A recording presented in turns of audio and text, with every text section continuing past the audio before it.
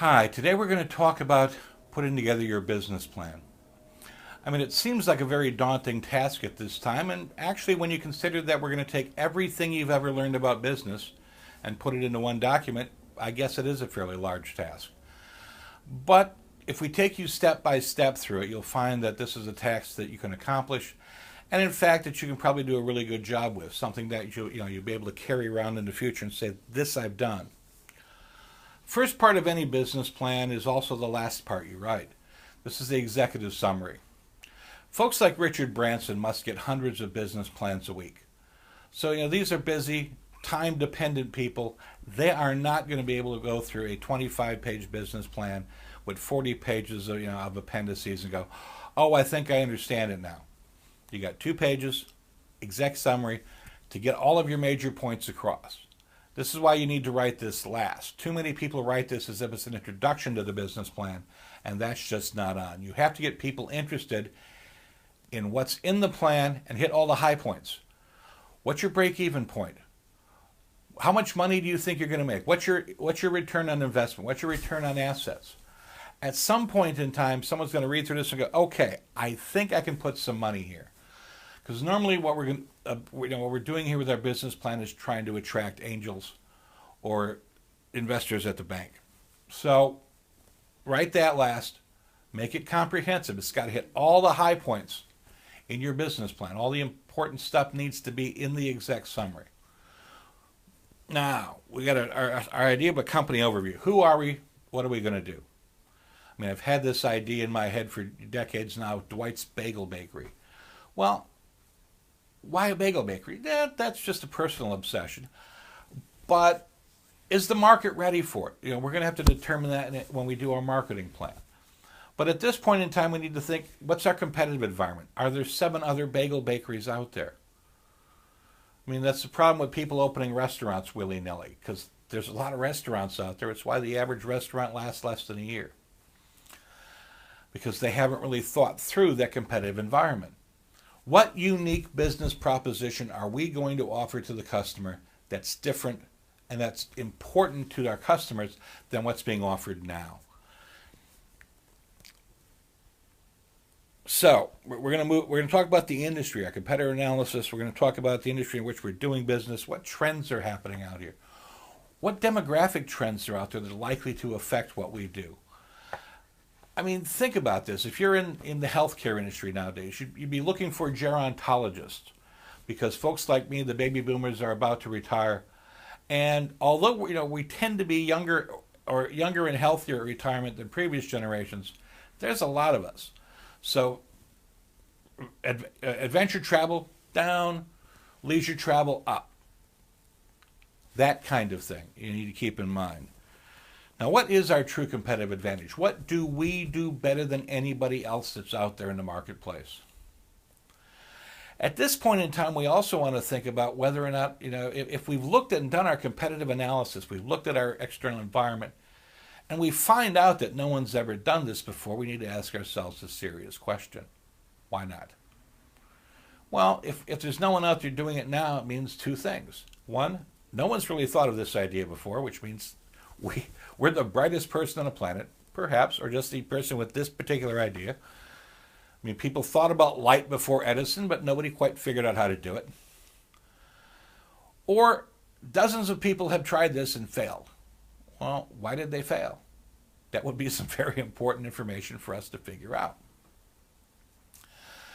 Operational planning is going to talk about our necessary resources. We're going to need specialized equipment. We're going to need specialized knowledge. Do we have control over a resource, a piece of intellectual property, for example, that no one else has access to? Do we have a mining lease that nobody else has or that can gain access to? Look at something like rare earth elements. I mean, there's only a couple of places on the planet where we can dig those things up, which means that anyone who has control of that asset has a real competitive advantage. Do we have access to, tons of cheap labor? Those pyramids didn't get built just through goodwill alone. There was a huge supply of cheap labor. Of course, back in those days, they called them slaves. We can't do that anymore. So, We know what resources we have. We know where they are. We know we get the talented staff we need. Now what do we do? Well, no matter how good our product is, it's not going to sell itself. So we got to come up with a marketing plan. Marketing plan, people get off track, very quickly on these because they go, oh my God, we need to do market research. We're going to have to hire focus groups. We're going to go out there and do surveys. Well, maybe. But basically, we need to come back a step and say, okay, what exactly is a marketing plan? Marketing plan does three basic things. Tells us who our customers are. You can't just sell to everybody. I mean, that's not a good business plan. I mean, Mac almost gets away with it, but very few companies can actually sell to everybody on the planet. Number two, now that we know who our customers are, where are they? Do they live in certain suburbs? Are they global?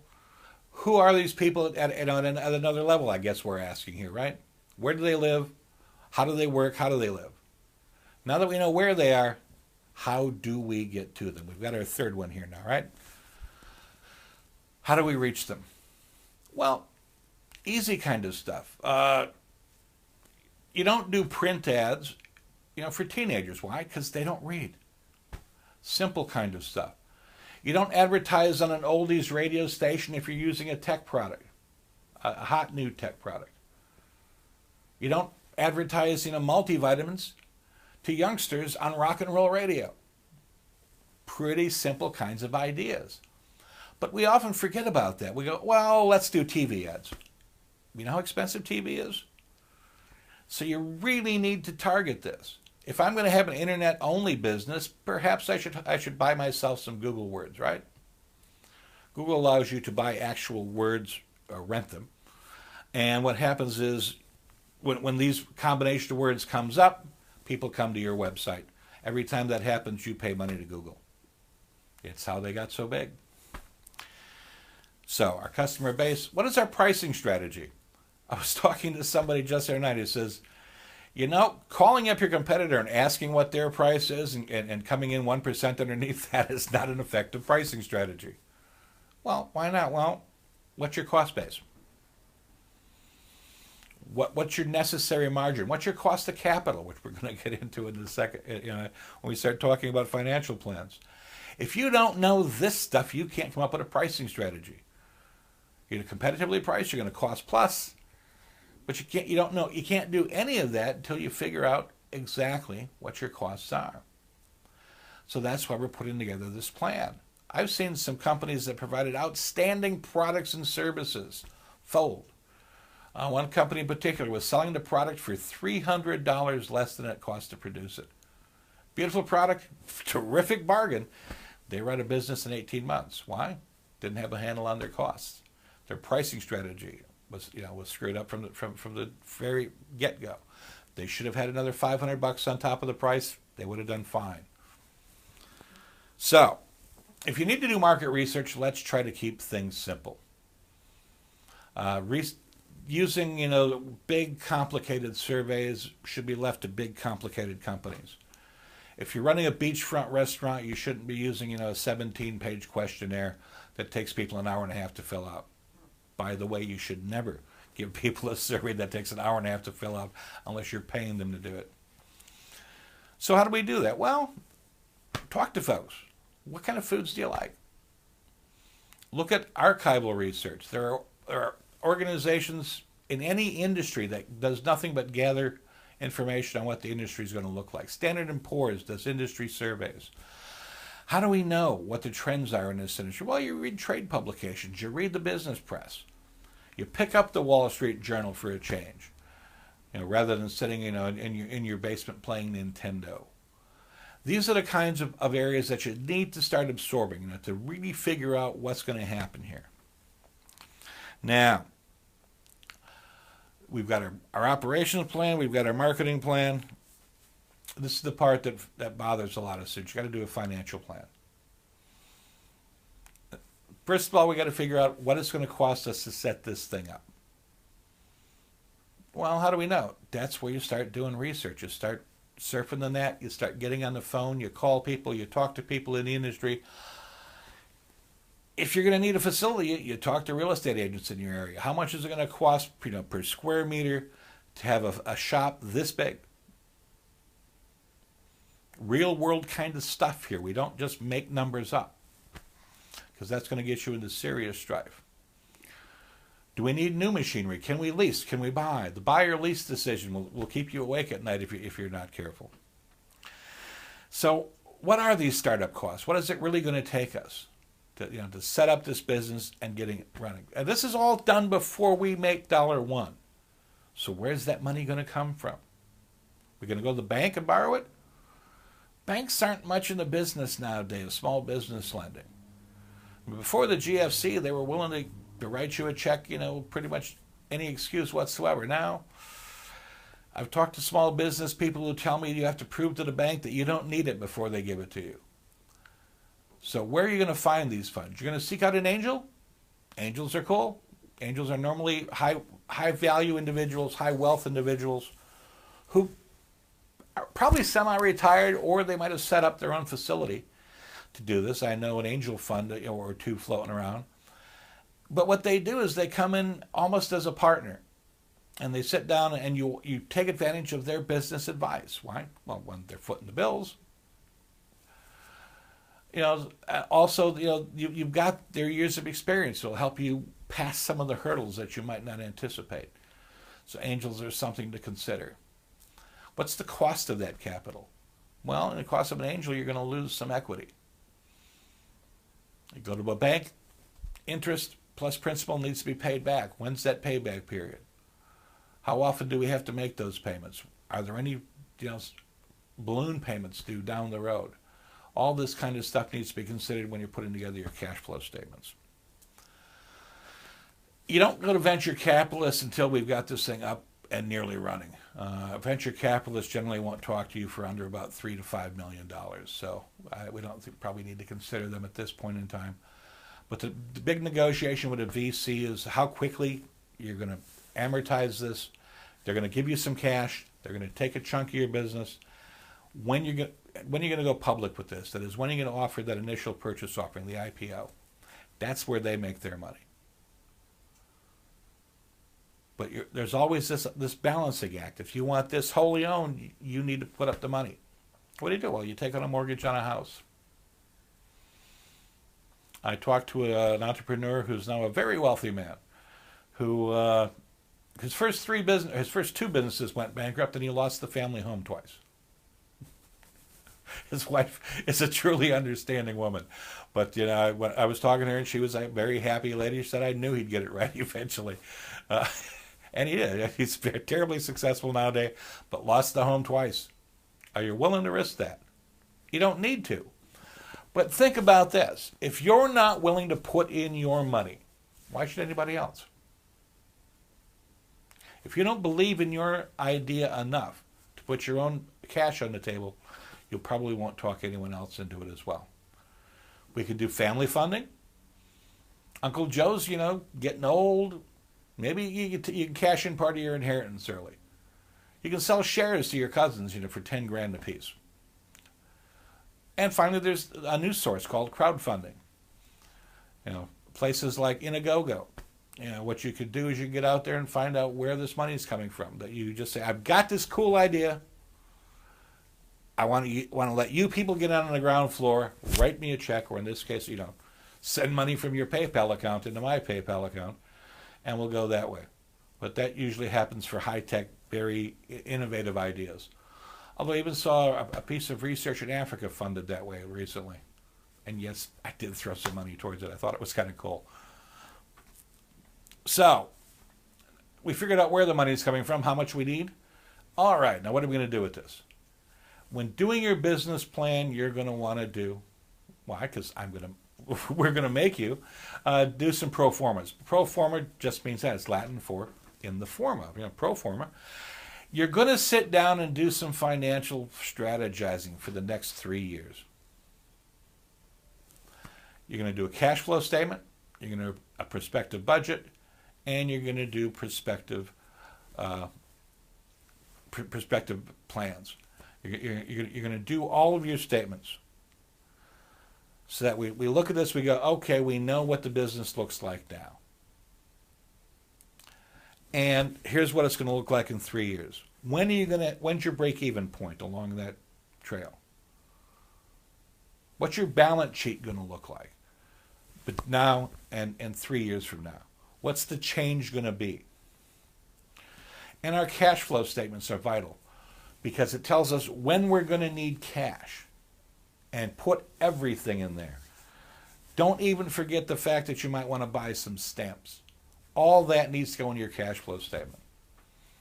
We've already figured out our price, hopefully, which means we need to figure out how many units we have to sell at X price to cover our costs. That's our break-even point. Pretty simple concept.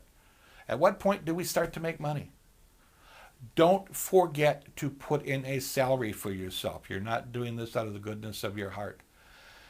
And if you've just bought yourself a job, by doing this business plan, it's probably not the best plan in the world. Somewhere along the line, you still have to be able to pay your rent, your utilities, and your food bills. So put in a salary for yourself. What's our profitability going to be? What cash reserves do we need? General rule of thumb, you're going to need 6 months operating capital when you start the business up. So our startup costs plus 6 months operating capital, that's our base. You've got to be at that point in time. And then we got to figure out exit or harvest strategies. Remember I talked about those VCs before? Well, a venture capitalist wants to know when they can get their money out. And that's what we mean by an exit or harvest strategy. Well, you're going to write them a check, plus all the interest earned, and they go away free and clear. Or they're going to want to take their piece of the business and sell it, probably on the market. I mean, look at what happened at Facebook. A whole lot of multimillionaires were made when they went public. The folks who started with that company are all rather rich right now. And that's how the venture capitalist operates. They fund 20 business ideas. 10 of them fail outright. 5 of them struggle. 3 of them do okay. 2 of them make them a whole lot of money. And that's where they make their percentage. By picking 2 winners out of 20. We need to look at critical risks and assumptions. I did a project once upon a time with a group that was trying to market a landmine detector. One of the critical risks they forgot in their first draft was that the guy they were relying on to give them access to the market was over in Afghanistan clearing minefields. He was kind of important to the business. And they went, oh, well, he'll survive. Okay. That's not a good assumption. You need to factor that in.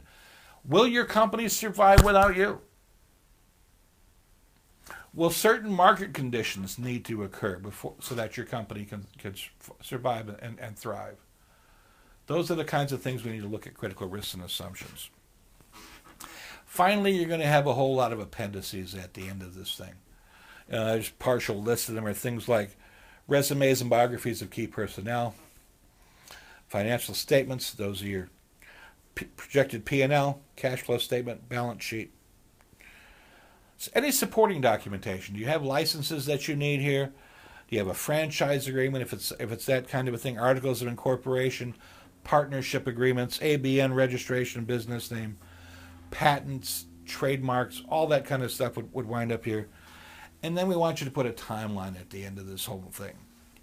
Why? Because it forces you to draw this thing out and say, okay, at this point, we've started. At this point, we've sold our first 1,000. At this point, we've sold our first 10,000. At this point, we're finally making money. You need to have that kind of stuff clearly in your head when you're doing a business plan. You wrap this whole thing up in a nice little package, put a little staple in the upper left-hand corner, and life is beautiful. And don't forget, once we've done all this, that's when you go back and write your executive summary. Scared you yet? We shouldn't have. Because that's why there's templates, that are out there. There's a template included in your package, for example. And the reason for that is that you've got all these ideas floating around right now, and you've got little dribs and drabs of information. You've got to go out there and gather a whole lot more. But if you start putting them in place in that template, it helps. Otherwise, you're just out there trying to write a free-form document, and you have no idea where it's going to go. So try to stick to that. Now, I think I've done my part. You need to sit down and start writing things down. And I'll talk to you again very soon. Thanks much.